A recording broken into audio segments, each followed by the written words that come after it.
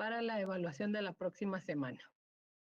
Necesito que por favor me ayuden con la frase del día de hoy. 3 personas si gustan.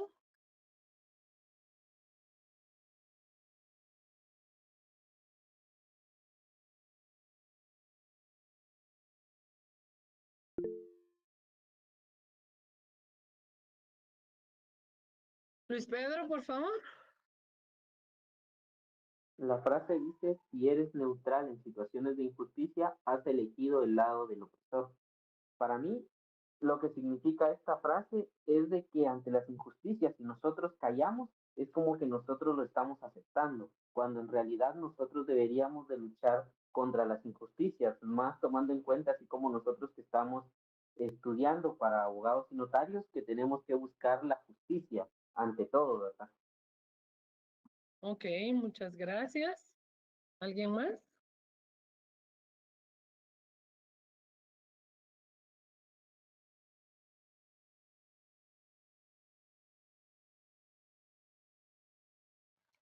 Buenas tardes. Por favor, Javier. Yo creo, así como bien dijo mi compañero, que eh, siempre que haya injusticias, debemos de permanecer del lado de la justicia. No, al estar neutral, indirectamente estamos del lado de la injusticia, y eso es algo que no tenemos que seguir en nuestra carrera. Increíble, ¿verdad? Ok, ¿alguien más? Natalie.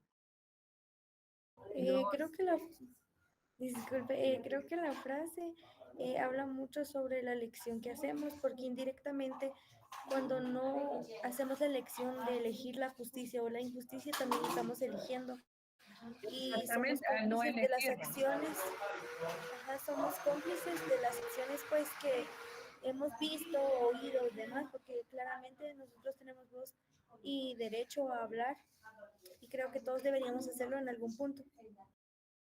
Gracias, muy amable. Por favor.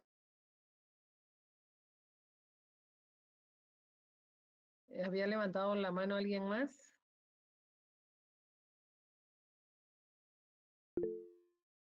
Sí, licenciada, para mi punto siento que podría aplicarse la frase de el que calla otorga. Entonces, cuando callamos o nos mantenemos neutrales porque no queremos meter las manos ante la injusticia, le estamos diciendo al otro que lo que está haciendo está bien. Ok, muchas gracias. Gracias por su participación. En este caso, ¿verdad? El punto de apreciación de cada uno de ustedes en algún momento converge. Y debemos de tomar en cuenta que esta frase que nos está diciendo, si eres neutral en situaciones de injusticia, has elegido el lado del opresor. Estamos viendo que las personas están pasando por situaciones eh, difíciles y que le están cometiendo una injusticia con ellos y nos quedamos con la boca callada. Lamentablemente estamos en la parte esa que dicen, ¿verdad? El que calla otorga, estamos agarrando un lado porque no estamos actuando como deberíamos de hacerlo de la forma que nuestros valores nos lo están solicitando o demandando, ¿verdad? Es muy importante tomar en cuenta que para poder ser parte de un algo hay que accionar, porque si usted no acciona, también está tomando un lado. Tal vez no es el que quería, pero lo está haciendo. En la semana pasada, perdón, la clase pasada estábamos hablando acerca de la estratificación, estábamos hablando de las castas, estábamos hablando acerca de la jerarquía de las clases altas, media y baja, en cómo estaban funcionando o cómo estaban siendo estratificadas. En esta ocasión vamos a hablar de la familia, que es una de las principales ejes que converge en una sociedad y que nos da obviamente la parte más importante del desarrollo social. La familia se define como grupo de personas vinculadas generalmente por lazos de parentesco o cuestiones de consanguinidad, ya sean de sangre o políticos, afinidad interdependientes de su grado, que ya sea por adopción u otras razones que hace la vida en común, ocupando normalmente la totalidad de una vivienda, o sea, de una residencia. Desde la perspectiva jurídica, la familia en sentido amplio está formada por todos los individuos unidos por vínculos jurídicos familiares que hayan dado origen en el matrimonio, en la filiación y en el parentesco. Existen las denominadas familias ensambladas o reconstruidas, que conocen vínculos procedentes de dos o más uniones conyugales. Gráficamente, se ha sintetizado el fenómeno del siguiente modo. Los niños pasan a tener nuevos hermanos, nuevos compañeros de juego y se agregan tíos, abuelos provenientes de otras familias, padrastros y madrastras que cumplen funciones que en algunos niveles que se superponen con los padres biológicos. Todo ello genera tensiones y crisis porque cada miembro de esta nueva familia ingresa con una historia que proviene de situación familiar previa. ¿Qué queremos decir con todo esto? Con esto queremos decir que existen familias o la parte más importante y esencial de una comunidad, de la sociedad, que está integrada por seres humanos distintos, ya sea por lazos de consanguinidad, son todos aquellos que tuvieron un matrimonio y estas tienen descendientes sanguíneos, ¿verdad? Y también existen aquellos que por opción las personas han deseado incorporarlas a su nueva familia. En el caso de las familias con que últimamente se han dado esos problemas en la comunidad, es de que no logran mantener tal vez una lucha por mantener una familia, sino que simplemente se cansan, ¿verdad? Y cada quien agarra sus cosas y se retira. En este caso, recordemos que la decisión la estamos tomando personas adultas sin darnos cuenta de que existen el producto de esa relación, que son nuestros hijos. Y en el caso de si ya vienen dos familias fracturadas, se arma una nueva familia y al armar esta nueva familia trae tus hijos, mis hijos y nuestros hijos. La relación que se debe de empezar a trabajar debe ser una relación que debe de estar fomentada ante los valores del respeto, el cariño y todo lo demás que pueda asociarse a esta situación. Es muy importante tomar en cuenta todas estas situaciones porque en el camino se empieza a dar una desintegración y obviamente los valores no se manejan de la forma adecuada y se va perdiendo la calidad de la familia ante la sociedad. ¿Cuántos problemas sociales hemos tenido nosotros en nuestras manos para que verifiquemos y digamos, sí, es que fulanito se comporta así porque viene de familia desintegrada? Decimos nosotros, ¿por qué tiene que ver la familia desintegrada con la situación que están pasando actualmente? Entonces nos damos cuenta de que la familia sí tiene muchísimo que ver o sí tiene un papel muy importante que jugar cuando se toma en cuenta todo el aspecto que debe de estar alrededor de los valores que se desarrollan en una familia, ¿verdad? Entonces, por eso es que es muy importante la relación familiar ante la comunidad que se está manejando en la sociedad. Recordemos que es muy importante tomar en cuenta de que todos aquellos aspectos sociales en el manejo de las personas también no es que al 100% vaya a depender de que porque viene de una familia desintegrada, la persona se va a comportar así, o porque viene de una familia bien, va a tener ciertas formas de comportamiento. Entonces, hay que manejar muchos aspectos, ¿verdad? Pero realmente desde un tiempo para acá se ha manejado muchísimo esta situación del papel importante que juega la familia en el desarrollo de la comunidad. Existen las denominadas familias ensambladas o reconstituidas. Estas familias ensambladas o reconstituidas son las que se dan actualmente no solo en la sociedad guatemalteca, sino que esto es a nivel mundial.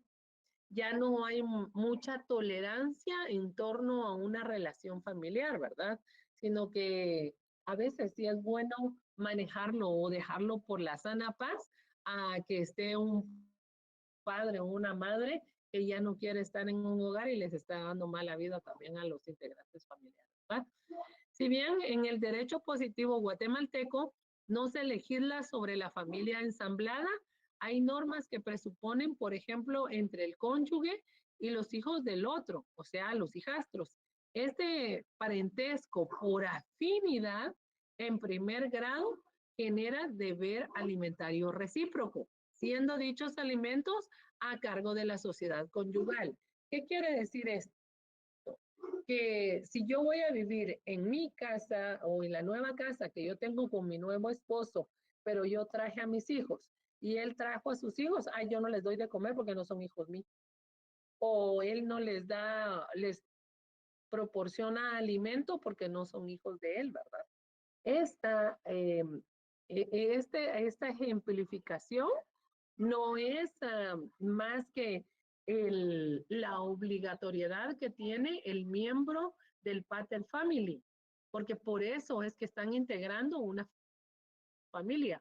Cada quien va a agarrar la responsabilidad que le corresponde, así como la responsabilidad que le corresponde a la mujer de mantener el ambiente agradable, armónico en su casa, el varón tiene la obligación de mantener los alimentos, el vestuario y todo lo demás a los miembros de la familia, ¿verdad? Aunque no sea su hijo biológico, pero él sí lo tiene por afinidad. En el derecho guatemalteco, el estado de la familia solo puede adquirirse o modificarse por hechos, actos o sentencias que el legislador diga que son presupuestos para ello. El estado de familia es permanente, pero puede mutarse, modificarse por las disposiciones de la ley, como por ejemplo la muerte que desplaza el estado de casada y lo emplaza en el estado de viuda.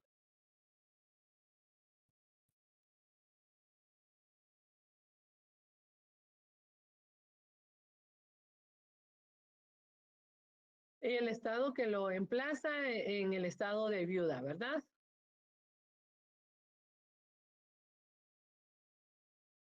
El nacimiento que emplaza el estado de hijo en el estado de madre y en algunos casos en el estado de padre. Sin embargo, el nacimiento de una persona no emplaza de por sí el estado de padre, ya que hay algunas otras cuestiones.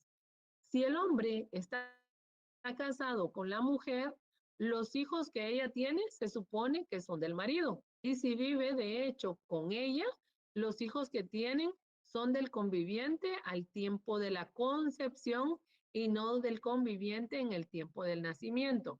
¿Esto qué quiere decir? Hace algunos años se dieron modificaciones en el Código Civil porque las mujeres que estaban casadas con una persona se separaban y se iban a tener una nueva relación, pero nunca se divorciaban.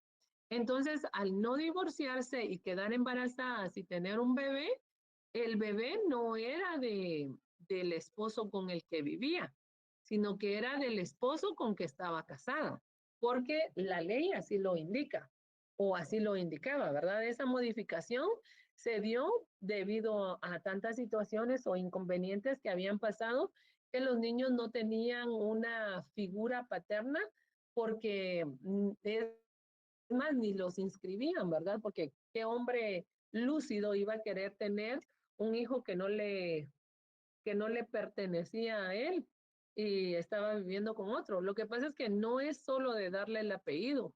Recuérdense que a la hora de darle el apellido está asumiendo todas las responsabilidades que lleva a tener el apellido. Hay unos conocidos que se han hecho así por buena onda. Ay, yo no quiero que tu hijo no tenga papá, te voy a dar yo mi apellido. Son amigos y todo de buena onda. Lo asienta con el apellido de él y a los pocos meses o a los años, ahí está la mujer pidiéndole pensión alimenticia. Es decir, pero era porque tu hijo no tuviera no dejara de tener un apellido paternal, ¿verdad? No era por la responsabilidad que eso conllevaba. Pero a la ley usted no le puede explicar eso, porque a lo hecho, hecho. Entonces era muy complicado tener esta situación y por eso es que en la ley se da esta modificación. Las esposas, cuando están casadas y el esposo no está en disposición de ir a sentar al bebé que acaba de nacer, ella, con el simple hecho de llegar con el DPI del esposo, lo puede hacer. Y al bebé sale con el apellido de los dos, ¿verdad? Porque nace adentro de un vínculo matrimonial donde está cargado de derechos y obligaciones de la familia. ¿Alguna duda, alguna pregunta? Por el momento No. no, licenciada. ¿Estamos claros? Ok. Dice que en otros actos que emplacen o desplacen el estado de la familia son los siguientes. El matrimonio desplaza el estado de soltero al de casado y el reconocimiento voluntario de un hijo es un acto que emplaza el estado de un hijo. Por ejemplo, si yo decido tener o en este momento mi pareja y yo estamos felices y realizados, pero ya no podemos procrear hijos propios, decidimos adoptar un niño, eh, está bien, lo podemos hacer, la ley no lo permite, las instituciones no lo permiten y lo hacemos. Todo va muy bien, todo va realizado. ¿Cuál es el problema que se da? El problema se va a dar cuando ya no haya una relación matrimonial. Entonces se separen y cada uno se va por su lado. ¿Qué pasa con ese niño adoptivo? Ya no lo quiere ni la mamá porque no es su hijo, y ya no lo quiere el papá porque tampoco es su hijo. Era parte del juego de la casita de ese momento, pero se les olvida que esa persona tiene, es un ser humano que necesita, obviamente, todo lo que necesita un hijo biológico. Entonces ahí se viven peleando de con quién se queda el niño y quién le va a dar manutención a quién para que lo pueda mantener, ¿verdad? Es como que si fuera y agarraran cualquier cosa que necesiten en el nuevo hogar, así en algunos casos tratan a los niños adoptivos. Sin embargo, los niños adoptivos tienen 100% de la, casi, Guillermo, de la responsabilidad o los padres, ¿verdad? De un niño biológico. Es su hijo y punto. Aquí no es algo que se disuelve como el matrimonio. El matrimonio se puede disolver, pero la filialidad con el niño no se va a romper así como así. En las sentencias se emplazan o desplazan el estado de la familia. La sentencia de divorcio desplaza del estado de casado al de divorciado y la adopción plena o simple emplaza el estado de un hijo que crea el estado. En este caso, claro que sí, Luz. Si hay una adopción, obviamente va a tener una responsabilidad. Y recuérdate que aún así no esté requerida, si es de un menor de edad y tú te lo quedas, en algún momento hay testigos que pueden hacer de que tú cumplas con la responsabilidad que aquí aceptaste en algún momento, ¿verdad? Aunque no esté reconocida legalmente. Se me olvidó que les iba a decir. En el caso de las, los los estados que las personas o los hijos quieran tener. Estamos hablando del estado de aquel del padre o las responsabilidades del padre hacia el hijo, ¿verdad? Pero no hemos hablado también de las responsabilidades del hijo adoptivo con los padres, porque también es cierto que los padres pueden tomar decisiones de que el hijo menor pueda tener en su momento, si se está portando mal o está haciendo cosas indebidas ante la ley, tomar la decisión correcta para poderlo ubicar nuevamente dentro del seno familiar o dentro de la sociedad, ¿verdad? Si fuese el caso. Hay muchos padres, ¿verdad?, que no se toman el tiempo de educar a sus hijos y las consecuencias son nefastas a la hora de que ya son un poquito más adultos o están en la adolescencia, que es donde, como su nombre lo indica, ¿verdad?, adolecen de cualquier sentido común y empiezan a cometer tantos actos o situaciones que no les corresponden. Entonces, en esa época, los padres tienen la obligación de poder llamar la atención del niño. El parentesco es como una cadena de filiaciones con eslabones de vínculos jurídicos y efectos jurídicos, tales como la imposibilidad de celebrar matrimonio entre determinados parientes, de ser testigos en determinados casos civiles o penales y de ser escribano con relación a las escrituras de algún pariente y mucho más. En este caso, hay un artículo constitucional que nos permite a nosotros, los seres humanos pertenecientes a un mismo núcleo familiar, no declarar en contra de nuestros parientes en ningún tribunal. Gracias a Dios tenemos esa oportunidad. ¿Por qué?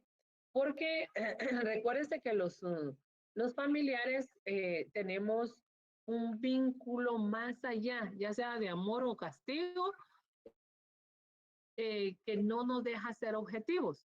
Si empleamos o aplicamos el corazón o las vísceras a una situación, no estamos siendo portadores de relaciones que corresponden a tomar ciertas medidas.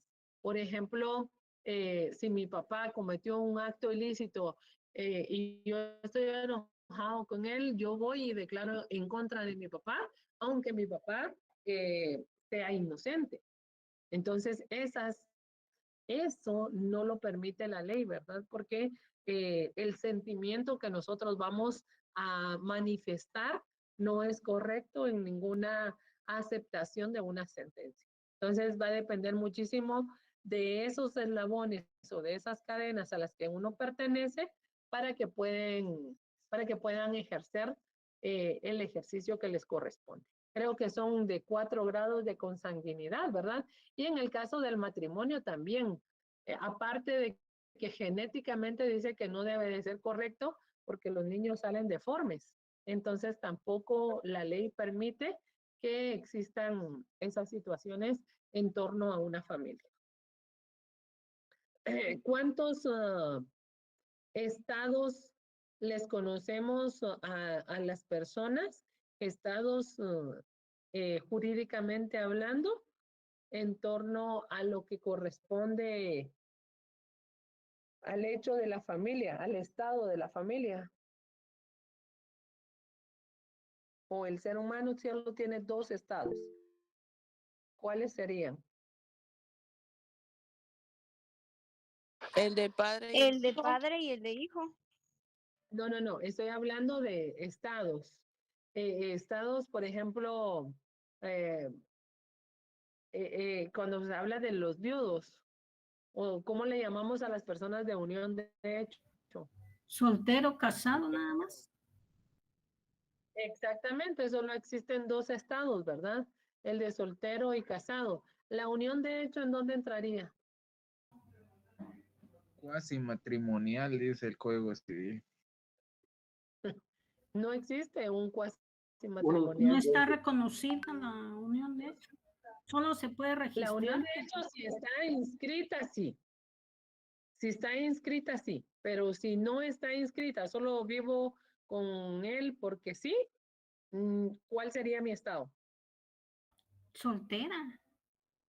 Sigo siendo soltera aunque tenga 15 años de vivir con esta persona, ¿verdad? No existe el estado de unidad. Solo soltera. No existe nada. Solo soltera o casada. Esos son los que la ley reconoce. Solamente esos 2 estados. La sociología concibe a la familia como una estructura social y todos los niveles de organización y funcionamiento de la vida familiar son de interés para un sociólogo. La familia en su relación con la nación, la religión y la comunidad. ¿Qué es la familia para la sociedad? La familia es la única institución capaz de velar, cuidar, amparar, proteger y apoyar a los más débiles de la sociedad, que en este caso serían los niños, ¿verdad? Nadie más. La familia, su valor, su función y su misión dentro de las sociedades es clara e incontestable. La importancia de la sociología en la familia, la cual en su interrelación con la sociedad en su conjunto ayuda a explicar la toma de decisiones individuales y cómo el desarrollo familiar trasciende en la vida de la sociedad. Esto a lo largo del tiempo en distintas etnias, culturas y extensiones geográficas.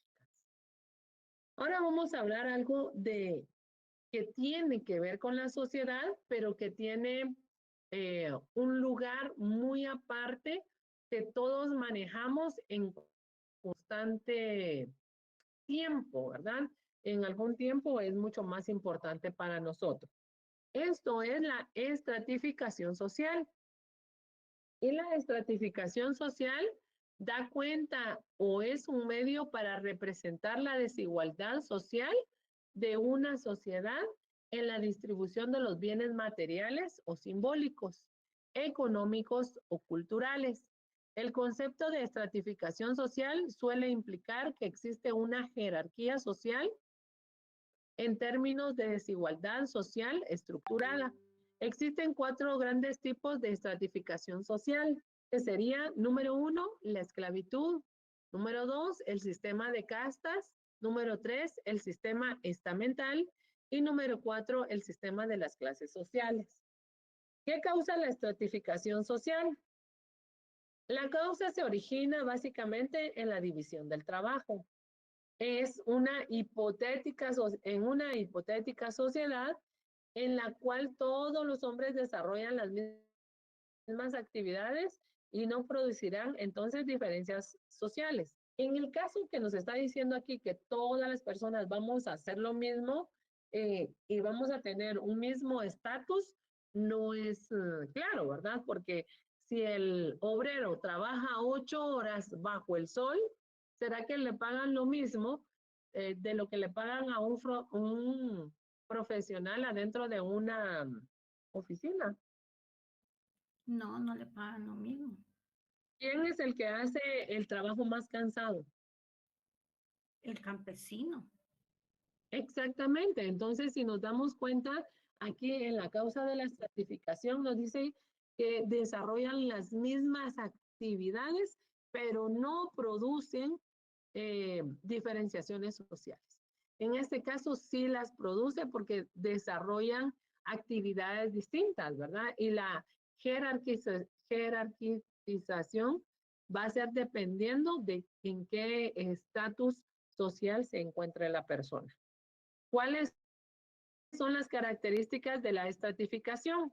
Implica la idea de clasificar datos, personas u objetos en grupos o capas específicas. Por ejemplo, se podría distinguir a todos los residentes de los Estados Unidos en grupos étnicos, según el nivel de ingresos o geográfico.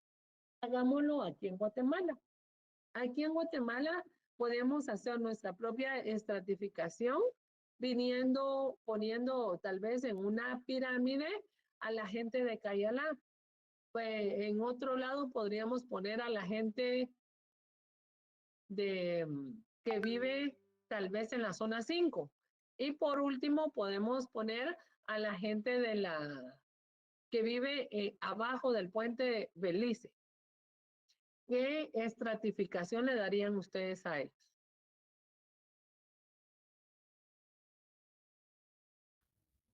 Clase ¿Pobreza alta, extrema? media y pobre. Exactamente, ¿verdad?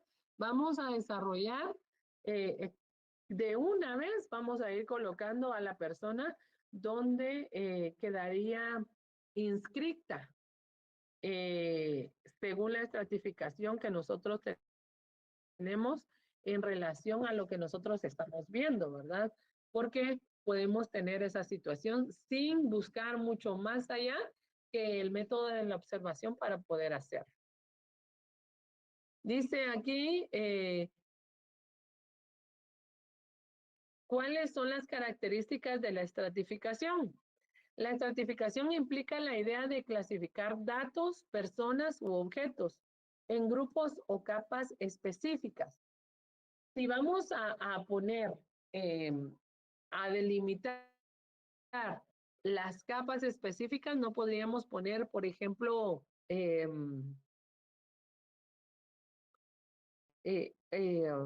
tal vez el nivel intelectual con el medio de poder, ¿verdad? Porque hay personas que tienen poder y no tienen absolutamente nada, sino que tiene que hacer una misma estratificación para que pueda tener un valor aceptable de lo que estamos diciendo. ¿Cuándo se debe utilizar la estratificación?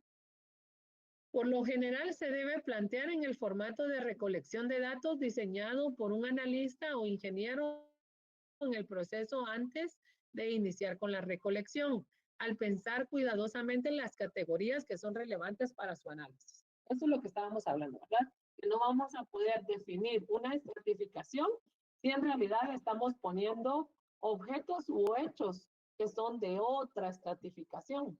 Entonces no sería nada verídico en los resultados que vayamos a obtener. ¿Cuál es el elemento más importante de la estratificación social? La clasificación de ocupaciones constituye la columna vertebral de la mayor parte de investigaciones contemporáneas sobre estratificación social y los analistas han utilizado varias vías que proporcionan medidas de posición social a partir de la información ocupacional. ¿Qué impactos tiene la estratificación social en la sociedad? Estimula a las personas calificadas que posibilitan un buen funcionamiento de la sociedad. Las posiciones sociales son la recompensa de los sacrificios de estos individuos. Por ejemplo, las personas que nacieron en el seno de los campesinos están en el nivel más bajo, pero si se preparan y trabajan mucho, estas personas son personas que en lugar de dormir 8 o 12 horas, solo duermen 4, pero estudian en la universidad, trabajan para mantenerse y mantener a la familia, para darles un estatus económico distinto. Obviamente va a salir del lado de la esclavitud para pasarse a la nueva gradita de una institución que le va a corresponder a un nuevo nivel de estamentario, ¿verdad? Entonces es muy importante que todas estos sacrificios tengan su propia recompensa. ¿Cómo influye la estratificación social en la educación? Desde el punto de vista psicológico, en cada clase social, los niños se forman con la psicología algo diferente. Por ello, podemos concluir que la estratificación social es una circunstancia educativa importante y los elementos psicológicos constituyen rasgos diferenciales distintivos de una clase social. Obviamente, las personas que su educación son de un nivel de un colegio que tiene prestigio, obviamente va a ser mucho más caro, ¿verdad? Va a tener diferente estatus al de una persona que va a estar educada en una institución pública o simplemente en una institución privada, pero que no tiene la misma categoría que va a tener la institución en la que uno va a buscar. En el caso de que si uno se quiere desarrollar educativamente o pedagógicamente, uno va a buscar lo mejor. En el caso de todos los estudiantes, ¿verdad? Porque eso pasa con todos los estudiantes, que queremos graduarnos, pero no queremos estudiar, entonces nuestro estatus social no va a cambiar, nunca, porque solo estamos acomodados a recibir, pero no nos vamos a poder desarrollar en ningún otro medio de la sociedad, porque todo lo obtuvimos de una manera fácil. Entonces, no sabemos qué estamos hablando, ¿verdad? Es muy complicada esa situación porque a veces nosotros nos ocupamos de quiero tener, pero cuando se trata de desarrollar o poner en práctica lo que se ha aprendido, no se puede. El nivel no cambia. el nivel no cambia. Y ahí es donde viene aquel dicho que usan así de una forma peyorativa, ¿verdad? De la mona, aunque se vista de seda, mona se queda. Aunque presuma de tener 10 títulos, la forma de cómo comportarse va a ser siempre la misma. ¿Quién creó la estratificación? Pues nada más y nada menos que Max Weber. La teoría de las 3 componentes de la estratificación, más ampliamente conocida como la estratificación weberiana o el sistema de 3 clases, fue desarrollada por el sociólogo alemán Max Weber, distinguiendo como tipos ideales la clase, el estatus y el poder, que no es lo mismo, ¿verdad? Hay gente que puede tener mucho poder, 0 clase. Y hay mucha gente que puede tener muchísima clase, 0 poder y 0 estatus. Entonces, son formas distintas de ver a una persona. Imagínense una persona con las 3 clases desarrolladas que nos dice Weber, es una persona que no cualquiera la pone al frente, ¿verdad? Porque obviamente va a ser una aplanadora. ¿Cómo se originan las clases sociales? La teoría de las 3 componentes de la estratificación, más ampliamente conocida como estratificación weberiana, o el sistema de las 3 clases, fue desarrollada por el sociólogo alemán Max Weber, distinguiendo como tipos ideales la clase, el estatus y el poder. Weber desarrolló un enfoque multidimensional de la estratificación social que refleja la interacción entre la riqueza, el prestigio y el poder. ¿Qué estamos diciendo? Aquella persona que dice la verdad, que es una persona íntegra, con muchos valores, esta persona va a tener prestigio. Puede tener todo el dinero del mundo, pero si no tiene prestigio, ¿de qué le sirve? De nada. Y hay personas que tienen poder únicamente por el carisma, por ser siempre personas rectas, que dicen lo que tienen el don de las personas. Entonces esas personas van a manipular de muy buena forma a otras. Entonces estas personas van a manejar perfectamente el poder. Estas son las clases que nos indica Max Weber, que es la división de la estratificación que él tiene. Weber argumenta que el poder puede tomar una variedad de formas. El poder de una persona se puede mostrar en el orden social a través del estatus, en el orden económico a través de la clase y en el orden político a través de su partido. Así la clase, el Estado y el partido son cada uno de los aspectos de la distribución del poder dentro de la comunidad. La clase, el Estado y el partido tienen no solo una gran cantidad de efecto dentro de sus áreas individuales, sino también una gran influencia sobre otras áreas. La riqueza incluye bienes tales como edificios, terrenos, granjas, casas, fábricas y otros bienes, o sea, la situación económica. Todo lo que es material va a ser parte de la riqueza. El prestigio lo va a tener el respeto con el que una persona o posición de estatus es considerada por otros, o sea, la situación de estatus. Y el poder es la capacidad de las personas o grupos de alcanzar sus objetivos a pesar de la oposición de otros. En el caso de los partidos, ¿verdad? Esto es muy importante tomarlo en cuenta y cada uno podemos visualizar cuánto de esto tenemos nosotros y cuánto de esto ponemos de manifiesto en los lugares que nosotros estamos. ¿Alguna duda, alguna pregunta? Por el momento no, licenciado. Todo claro, licenciado. Gracias. Según Weber, hay 2 dimensiones básicas del poder: la posesión del poder y el ejercicio del poder. En este caso quiero ser bien enfático. Es bien importante tomar en cuenta que el poder nosotros se lo podemos dar. En el caso de cuando nosotros vamos a ejercer nuestro ejercicio nacional cívico, del sufragio, nosotros elegimos a una persona y ahí le estamos dando el poder para que nos represente en el sistema ejecutivo. Cuando esta persona tiene el poder, ya ganó, es el presidente, y él tiene el poder de ejercer, no, él tiene la posesión del poder, pero si no lo puede ejercer, como es el caso de muchos presidentes, ¿qué pasa? Lo tiene, pero no lo ejerce. ¿Será que puede tener cumplimiento esta relación que nos está diciendo Weber? ¿Creen ustedes? Hay detrás de ellos otros que tienen el poder realmente. No, el poder, ¿quién lo tiene? Pues se le ha dado a la persona, pero realmente no la ejerce. Exactamente. El poder nosotros se lo damos, porque nosotros los elegimos.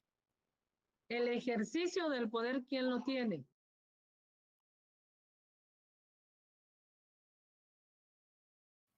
El pueblo. No.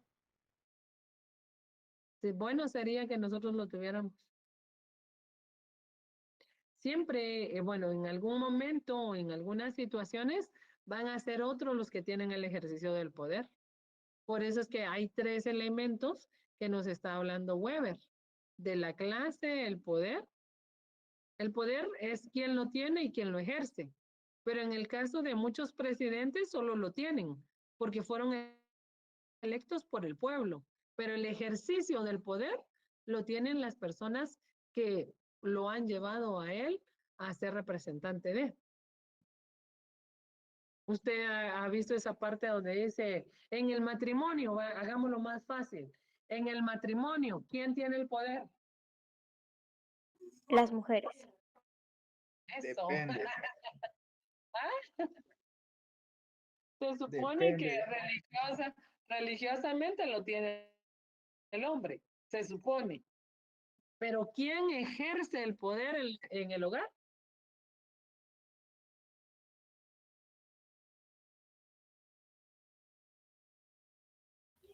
La mamá. Depende. Las mujeres. Las mujeres, si se dan cuenta, ¿quién manda en la casa? Dicen los hombres. Tú, mi cielo, tú. Y de ahí dice la mujer, mamá, ¿me das permiso para salir? No, no vas a salir. Nada de que preguntarle a tu papá, ¿va? O si no, al mismo papá dice, papá, ¿puedo salir? Pregúntale a tu mamá. Ahí está el ejercicio del poder. ¿Quién tiene el poder en la casa?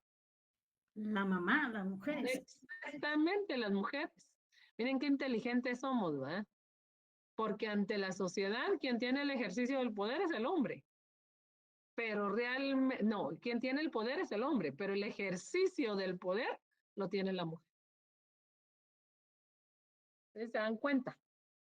En el caso de los presidentes es lo mismo, ¿verdad? Quien lo llevó él a la presidencia es quien va a ejercer el poder.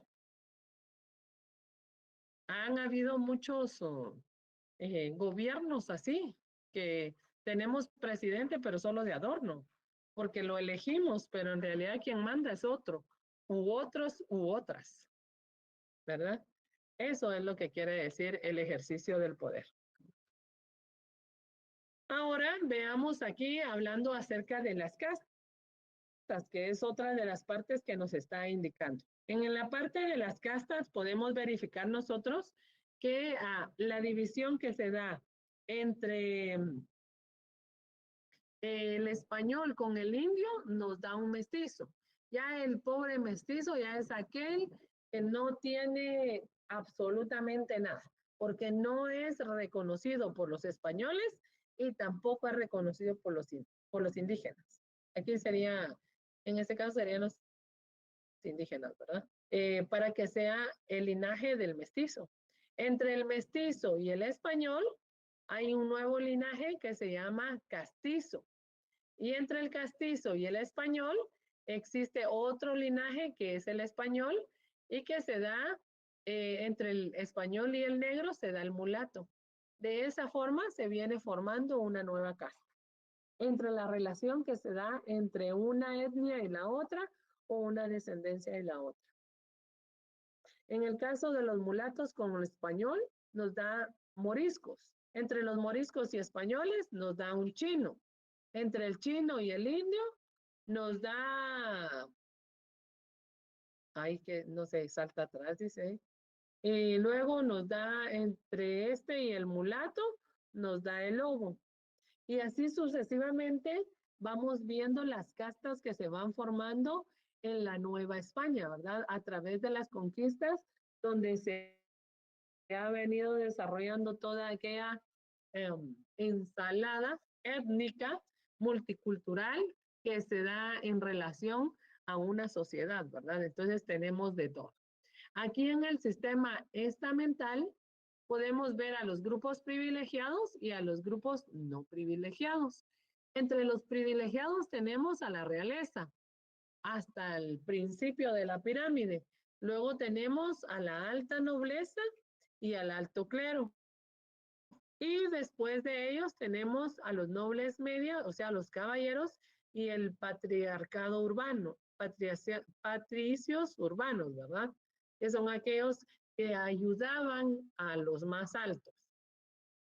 En el caso de los grupos no privilegiados, teníamos a los grupos medios, que eran los artesanos, comerciantes ricos, labradores ricos, oficios liberales y soldados. Si se dan cuenta, aquí ya utilizamos la palabra ricos. ¿Por qué? Porque son dueños de, ellos no dependen de nadie, pero como no en la clase alta, ellos no caben. Entonces ellos siguen siendo de los grupos no privilegiados, aunque tengan el medio económico, pero no tienen las tres, lo que se necesita para tener o estar al lado de un grupo privilegiado, ¿verdad?